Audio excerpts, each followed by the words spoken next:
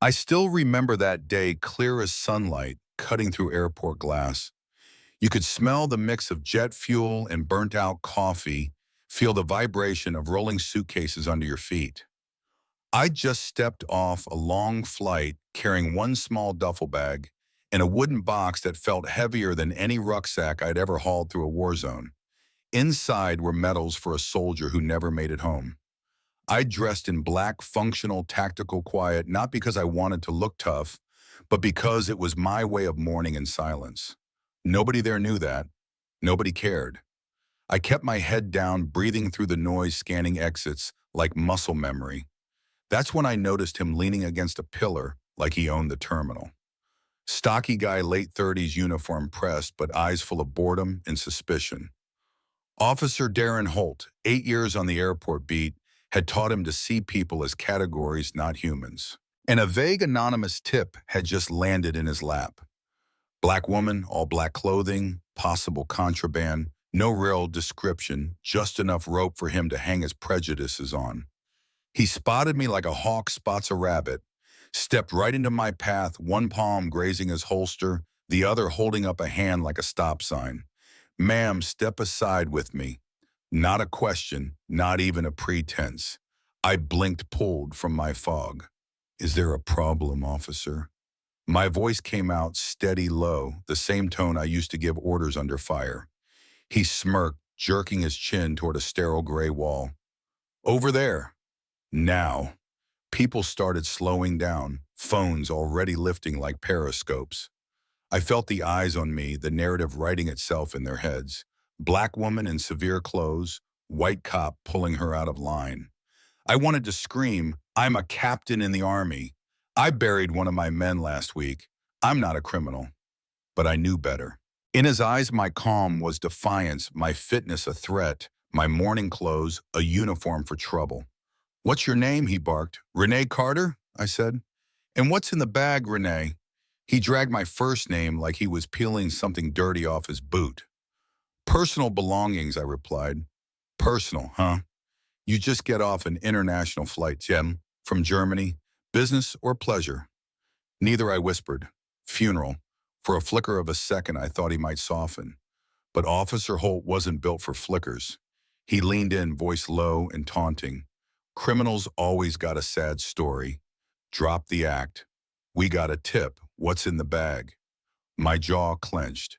I'm a serving member of the United States Armed Forces. Wrong move. His face turned red like a warning light. Oh, a soldier, huh? I don't see a uniform. All I see is a woman in all black who fits a smuggler's profile to a T. You think flashing some military card gets you out of this? Not today. I tried to keep my breathing slow. Delta training kicking in, control, the threat, don't escalate. Survive the moment. Officer, you don't have probable cause to search my bag. The words hit him like a slap. He stepped closer, cheap cologne clawing at my nostrils, and snapped. Probable cause is standing right in front of me. You're refusing a lawful order. You're obstructing an investigation. The crowd was a wall of cell phones, now 100 tiny lenses capturing his meltdown. My senses tunneled tremor in his hand vein, in his temple, his ego feeding on the stage he'd created. And then he did it. With a quick, practiced motion, he unholstered his Glock. That click was louder than every announcement in the terminal combined. Gasps, screams, people stumbling back over their luggage. On the ground now, he roared, voice cracking with adrenaline. I raised my hands slowly, palms up, every muscle coiled tight. Inside, a switch flipped. He crossed a line there was no coming back from. Somewhere in the back quarters, Chief Marcus Dean was getting the call. Officer Holt's got a weapon drawn on a female suspect, big crowd going viral. He burst into the terminal a few minutes later, heart pounding. He saw the circle of space, the terrified onlookers, the cop he'd been warned about a dozen times pointing a gun at a woman on her knees. He started walking forward, voice calm but firm. Officer Holt, this is Chief Dean. Talk to me. Lower your weapon. Holt's eyes flicked to him wild. Chief, she's non-compliant, smuggler profile. Refused a search. Marcus kept his eyes on me. My posture wasn't fear, it was stillness, a coiled calm. He took another step and finally saw my face. Everything froze. It wasn't just a face, it was the face. The girl from his neighborhood who used to outrun every boy on the block. The soldier who dragged him out of a bomb crater in Afghanistan when everyone else had scattered.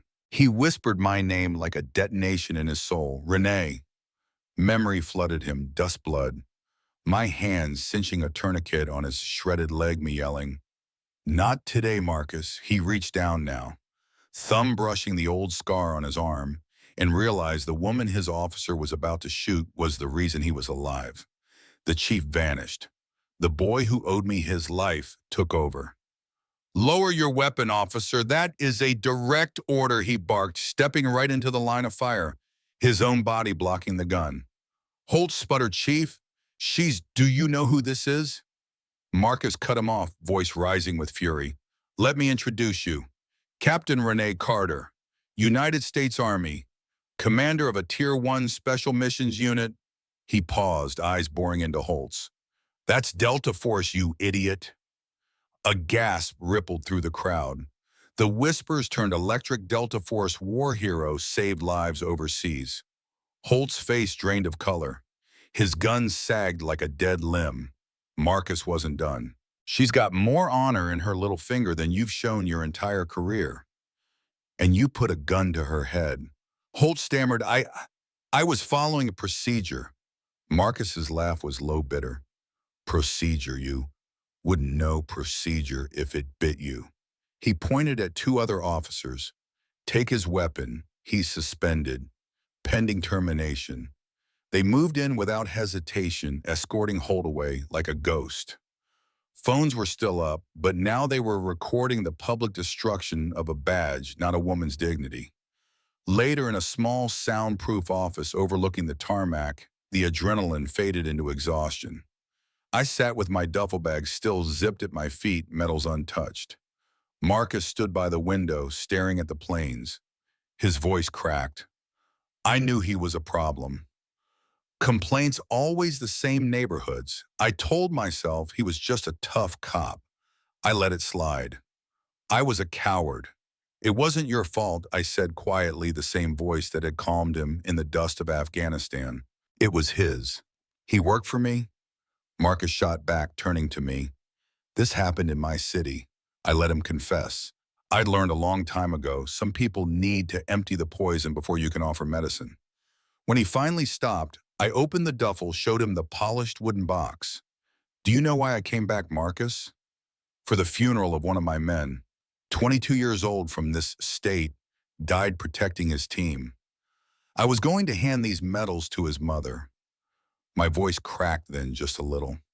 But for 10 minutes out there, standing in front of that man's gun, I felt more like a threat to my country than a protector of it. He looked stricken. I went on.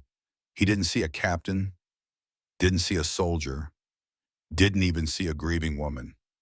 He saw a black body to be feared. All the medals, all the sacrifices, none of it mattered in that moment. Marcus's fists clenched. "We'll press charges, civil rights violations. We'll destroy him." I shook my head. "Vengeance is easy. It burns out. I want justice. Use this recording, this public screw-up, to reform your department. Early warning for problem officers, real bias training, real accountability. Don't just fire him. Fix the system that let him wear a badge for 8 years. Do it for the people who don't have a name you'll recognize." In that moment, Marcus understood. My strength wasn't just in fighting. It was in seeing a battlefield and imagining a garden. It was the harder path. He said, "I swear to you." A few weeks later, the autumn air at Oak Ridge National Cemetery was crisp and clean. Rows of gravestones stood like silent witnesses. I stood before a new one, Specialist James Morris, the kid who'd believed in the best of this country. I'd given his medals to his mother, a small woman with a grief that seemed bottomless. Marcus stood a few feet away in civilian clothes, no words left, just presence. The airport incident had blown up nationally. Holt fired, facing federal charges. The department undergoing painful public reforms, Marcus fighting a new kind of war, city council meetings, press conferences, policy rewrites. And me, I'd gone back to my unit carrying a new scar no metal could cover. Sometimes I replay that moment on my knees, his gun at my face, 1,000 eyes watching, and I think about how fast a snap judgment can end a life, how even a decorated soldier can be erased in an instant by someone's bias. But I also think about what happened after, about a chief who remembered who I was, about a crowd that recorded the truth, about a chance to turn a nightmare into a lesson. And now I'm asking you, watching the What Does Real Justice Look Like to You? Have you ever seen a snap judgment change someone's life for better or worse?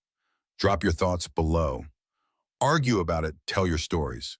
Because until we talk about it, until we drag it into the light, nothing changes. That's my story. What's yours?